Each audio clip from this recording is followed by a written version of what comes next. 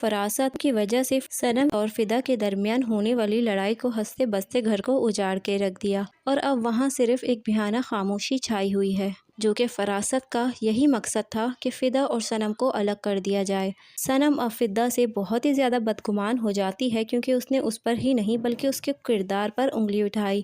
صنم کو فدا سے اس طرح کی بالکل بھی امید نہ تھی، اور فدا جو کہ فراست کی باتوں میں آ کے اس قدر بہک گیا تھا کہ اپنی بیوی پہ بھروسہ نہ کیا، تیمور کے ساتھ اس کے غلط رشتے کی بات کی، تو اس بات پہ صنم کو غصہ آ گیا، اور جب اس نے فدا پر ہاتھ اٹھایا تو فدا کو اس بات کا اندازہ ہو گیا کہ شاید جو بات وہ کر رہا ہے، تیمور کے ساتھ اس کے تعلقات ہیں، تو یہ صحیح ہے، ورنہ وہ مجھے اس طرح سے تھپڑ نہ مارتی،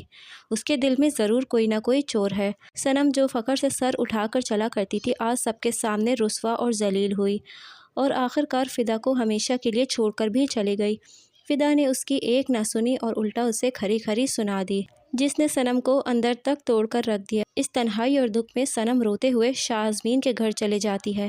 اسے وہ باتیں یاد آ رہی تھی کہ جس نے اسے خبردار کیا تھا کہ فراست جیسے شخص سے دور رہنا، کیونکہ یہ گھر برباد کرتا ہے، اور جتنے یہ تمہارے گھر کے چکر لگا رہا ہے تو تمہارے ساتھ بھی کچھ برا ہونے والا ہے۔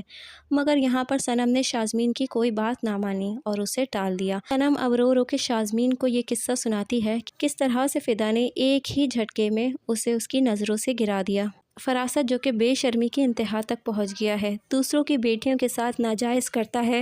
اور ان کے گھروں کو تباہ کروا کے خوشی سے نہال ہو رہا ہوتا ہے۔ جب ان کے گھر سے لڑائی کی آوازیں آ رہی ہوتی ہیں، مار پیٹ کی، تو اس کے دل کو سکون پہنچ رہا ہوتا ہے،